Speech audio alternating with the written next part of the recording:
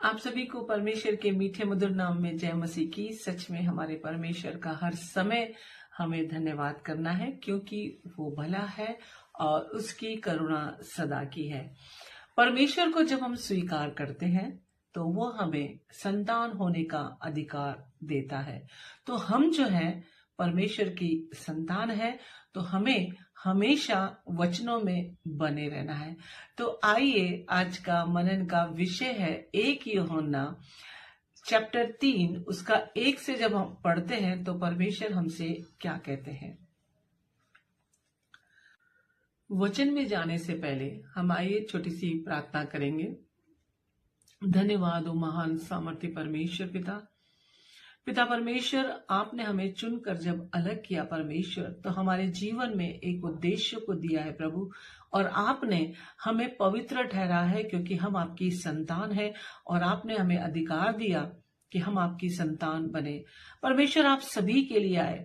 पिता परमेश्वर, हम धन्यवाद करते हैं प्रभु। अब जब हम वचनों में जा रहे हैं परमेश्वर, हर एक को, सुनने वाले को अभिषेक करना पवित्र आग से परमेश्वर, मुझे बोलने में वो सामर्थ देना परमेश्वर पिता, कि जब मैं आपके वचन को बोलूं, बताऊं परमेश्वर तेरे प्रेम के बारे में, तो हर एक सुनने वाले कान परमेश्वर पिता उस वचन को ग्रहण करे और अपने तक न रखकर परमेश्वर तेरे प्रेम को फैलाने वाले हो सके प्रभु। तो मुझे इस्तेमाल कर अपने मकसद के लिए, अपने उद्देश्य के लिए, ये जीवन जो तूने मुझे दिया है परमेश्वर पिता परमेश्वर, मैं चाहती हूँ कि जब तक इस संसार में मेरा जीवन है प्रभु, मैं आपके प्रेम को फैलाने वाली हो सकूं। हर एक सुनने वाले को अभिषेक कर, मुझे अभिषेक कर परमेश्वर, अपनी दया अपने सामर्थ्य से भर। जो भी शब्द मेरे मुख से निकले परमेश्वर, वो तेरी ओर से होने पाए। धन्यवाद करती हूँ, सारा आदर महिमा तुझे देती हूँ। यीशु के नाम में प्रार्थना मांगती हूँ, सुन, स्वीकार कर, आशीष प्रदान कर। आमीन आमीन आमीन। वचन कहता है, देखो पिता ने हमसे कैसा प्रेम किया है कि हम परमेश्वर की संतान कहलाएं, और हम हैं भी। परमेश्वर ने कैसा प्रेम किया? परमेश्वर ने सभी से प्रेम किया। ऐसा नहीं है कि वो किसी एक धर्म के लिए आया या किसी एक इंसान के लिए आया, ऐसा नहीं है। परमेश्वर जो भी इस पृथ्वी पर इंसान है, हर एक के लिए आया, और हर एक से उसने एक समान प्रेम किया।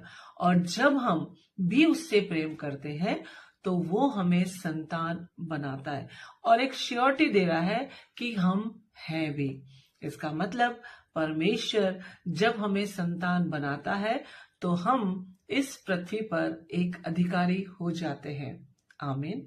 आगे वचन कहता है, हे प्रियो, अब हम परमेश्वर की संतान है, और अब यह प्रकट नहीं हुआ कि हम क्या कुछ होंगे।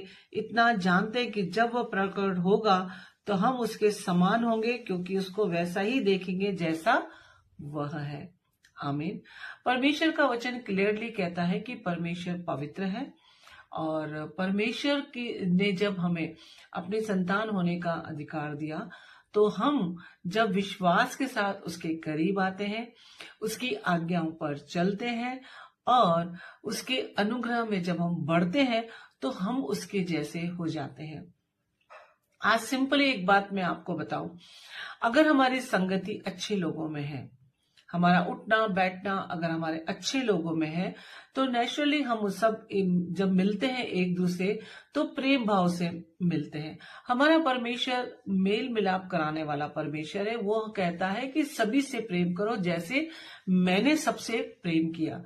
तो इस पृथ्वी पर हमें हर एक से प्रेम के साथ रहना है, चाहे वो हमें जानता हो या नहीं जानता, चाहे वो हमारा पड़ोसी हो, चाहे वो हमारा रिश्तेदार हो, या नौकरी के जरिए हम जहां मिलते हैं वहां पर हो।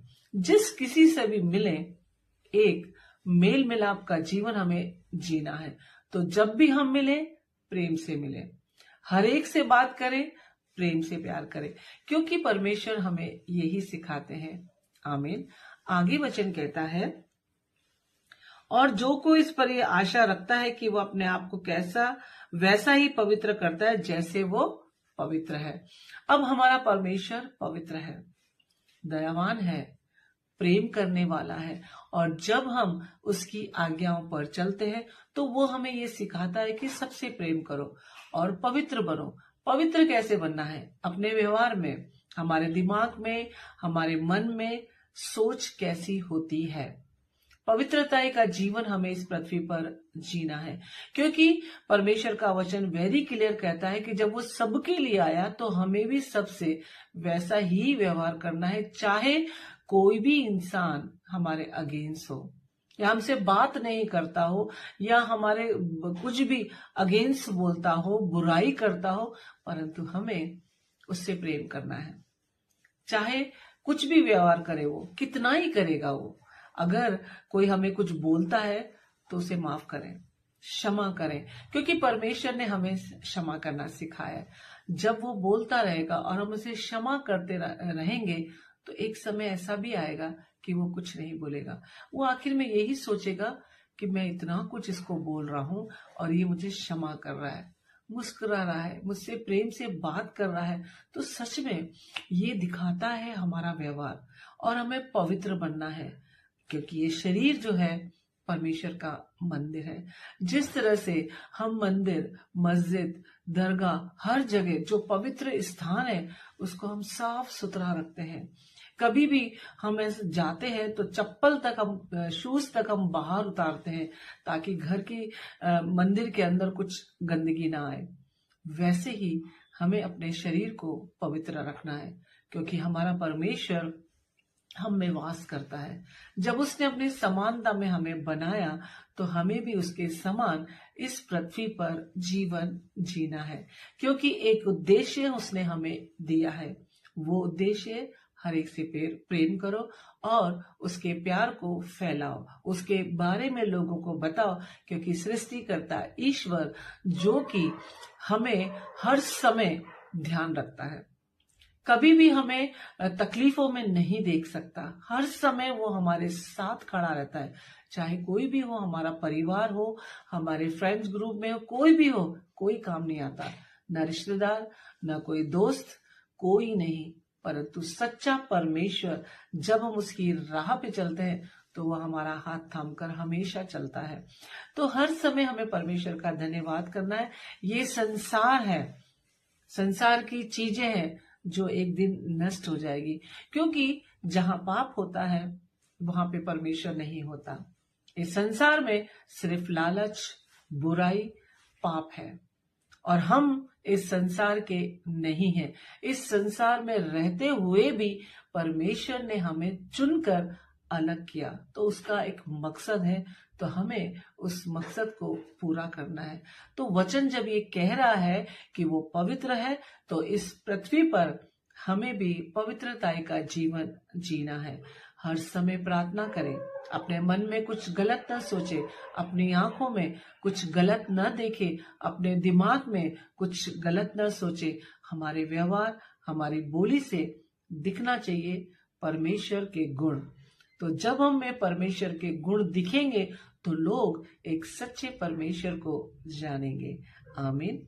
आगे वचन कहता है, जो कोई पाप करता है वह व्यवस्था का विरोध करता है, और पाप को व्यवस्था का विरोध है। अब वचन क्लियरली कहता है, संसार में हर तरह की तकलीफें हैं, हर तरह का लालच है, बहुत सारा कंपटीशन का समय है। हर इंसान एक भाग दौड़ में लगा हुआ है, पैसा कमाने में, घर बनाने में, गाड़ियां खरीदने में, जो कि सब कुछ नष्ट हो जाता है। इन चीजों को पाने के लिए मनुष्य गलतियां भी कर बैठता है, पाप भी कर बैठता है, पैसे कमाने के लिए कई तरीके अपना लेता है जो कि गलत होते हैं। तो ये संसार है, जो पाप है उसमें हमें वो चीजों में नहीं रहना है। तो वचन कहता है कि जो कोई पाप करता है वो व्यवस्था, परमेश्वर की आज्ञाओं का उल्लंघन करता है।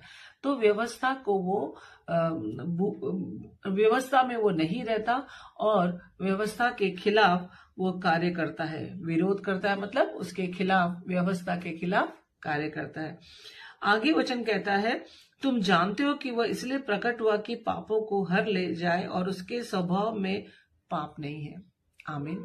परमेश्वर का वचन क्लियरली कहता है कि जब वो क्रूस पर मरा सारे पाप हमारे जो हमें हमारे ऊपर आने थे, वो उसने अपने ऊपर क्रूस पर ले लिए। वचन को जब आप पढ़ेंगे तो उसमें यह भी लिखा है कि जब पाप में वो था तो उसके पिता ने उससे मुंह फेर लिया, क्योंकि जहां पाप है वहां परमेश्वर नहीं होता। तो हमें इस पृथ्वी पर पवित्रता का जीवन जीना है। उसके लिए हमें क्या करना है? उसके लिए सरेंडर करना है, परमेश्वर के चरणों में प्रार्थनाएं करनी है, वचन का मनन रोज करना है।